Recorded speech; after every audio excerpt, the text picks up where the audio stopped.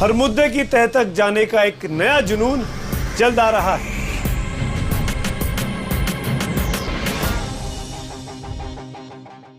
नमस्कार, आपके साथ मैं हूं अर्पिता आर्य और इस वक्त की बड़ी खबर दिल्ली के सिटी फोर्ट ऑडिटोरियम के सामने एनएसयूआई हॉस्टल में हुई फायरिंग से जुड़ी हुई।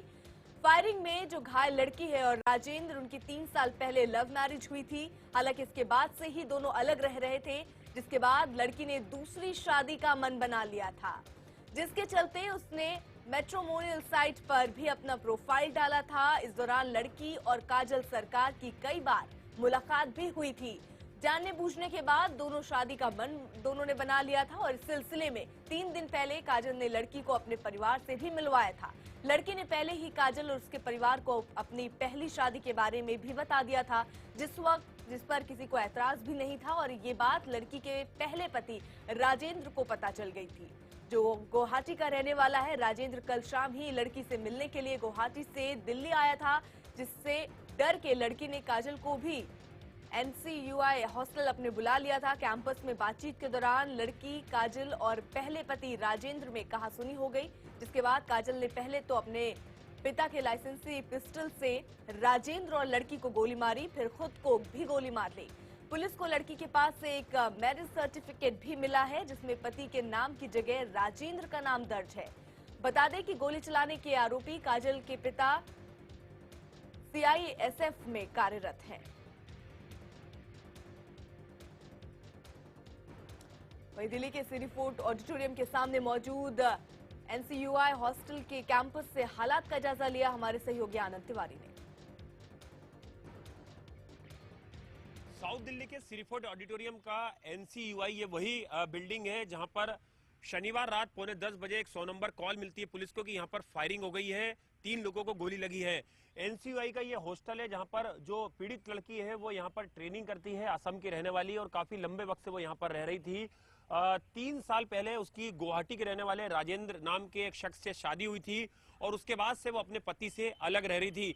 कुछ दिनों पहले इसी लड़की ने मैट्रिमोनियल साइट पे शादी का विज्ञापन डाला था और उसके बाद काजल जतिन सरकार नाम का एक लड़का है जो द्वारका के रहने वाला है, जिसके पिता सीआईएसएफ में कांस्टेबल हैं, ने शादी के लिए प्रस्ताव रखा इस लड़की से और उसके बाद दोनों की आपस में मुलाकात भी हुई और 3 दिन पहले इस लड़की ने अपने लड़की को, जो काजल जतिन सरकार है, उसने अपने परिवार से भी मिलाया था।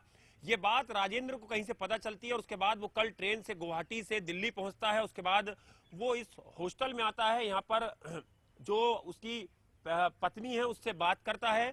उसके बाद अचानक से यहाँ पर काजल जतिन सरकार भी पहुंच जाता है अपनी पिस्टल लेके। उसके बाद इसी जगह पे आप देख सकते हैं यहाँ पे मार्क लगा हुआ है, गोली चली है। यहाँ पर तीनों लोगों की कुछ अनबन होती है, कुछ बातचीत होती है। उसके बाद काजल जतिन सरकार जो लाइसेंसिंग रिवॉल्वर है अपने फादर की, उससे पहले राजेंद्र को गोली मारता है, उसके बाद काजल को गोली मारता है, उसके बाद लड़की को गोली मारता है और उसके बाद अपने आप को, खुद को भी वो गोली मारकर घायल कर देता है। तीनों लोगों को एम्स ट्रॉमा सेंटर में भर्ती कराया गया है। फिलहाल ये कोशिश कर रही है पुलिस की तीनों लोग जैसे ही डिस्चार्ज होते हैं हॉस्पिटल से उनके बयान लिए जाएंगे और इस मामले की तफ्तीश को आगे बढ़ाया जाएगा। कैमरा पर्सन अजय के साथ आनंद तिवारी, दिल्ली, IVN 7। इस मामले में दिल्ली पुलिस की अब भी जांच चल रही है, लेकिन दिल्ली के पूर्व कानून मंत्री और आम आदमी पार्टी के विधायक सोमनाथ भारती पहले ही नतीजे पर पहुंच गए। आनंद फानंद में सोमनाथ भारती ने इसे लव का ट्रायंगल बता दिया और सोमनाथ भारती के मुताबिक गोलीबारी में घायल लड़की का काजल सरकार नाम के लड़के से अफेयर था, जिसे लेकर फायरिंग में घायल दूसरे लड़के राजेंद्र को आपत्ति थी। लव ट्रायंगल था। लड़की यहाँ ट्रेनिंग पे आई हुई है और जो लड़का एक है जिसके साथ उनका अफेयर था, वो सीआईएसएफ में उनके फादर हैं, तो उन्हीं का रिवॉल्वर उनके पास था। तो पहले दूसरे गोली मारी, फिर खुद भी गोली मार ली और बचाव हो गया, लेकिन किसी की इतनी क्षति नहीं हुई कि वो जानो खतरा हो। तो शुक्र है कि सबका बचाव हो गया। तीनों ट्रॉमा सेंटर में अभी एडमिटेड हैं। बाकी पुलिस अपनी कार्रवाई कर रही है। और ज्यादा जानकारी के लिए सीधे चलते हमारे सहयोगी आनंद तिवारी हमारे साथ इस वक्त जुड़े हुए हैं। आनंद, सोमनाथ भारती को आप सुन रहे होंगे, किस तरीके से जो उनका बयान है, क्या पूरी जानकारी उनको मिल गई थी? हालात क्या वाकई अब खतरे से बाहर है तीनों की?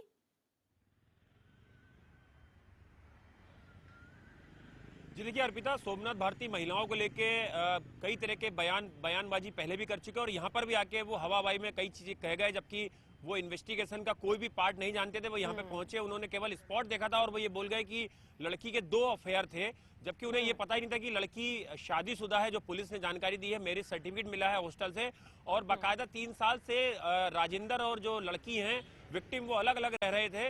लड़की ने शादी के लिए मैट्रिमोनियल साइट पे अपना विज्ञापन डाला था, अपना प्रोफाइल, और उसके बाद जो काजल जतिन सरकार है उसने अप्रोच करा, दोनों मिले।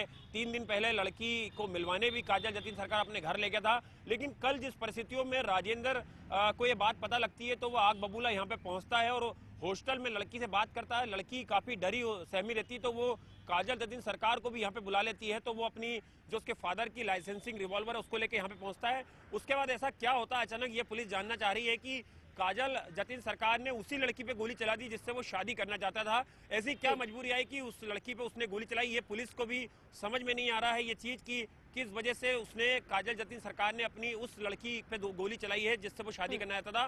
फिलहाल तीनों जो है खतरे से बाहर है, लेकिन इनके बयान अब तक पुलिस नहीं ले पाई है। पुलिस कोशिश कर रही है कि जैसे ये डिस्चार्ज होते हैं इनके बयान लिए जाएंगे और बिल्कुल आनंद, जैसे इनके बयान होंगे तो चीजें और भी साफ हो जाएंगी। आप नजर बनाए रखिए, पल पल की अपडेट हम लेते रहेंगे आपसे।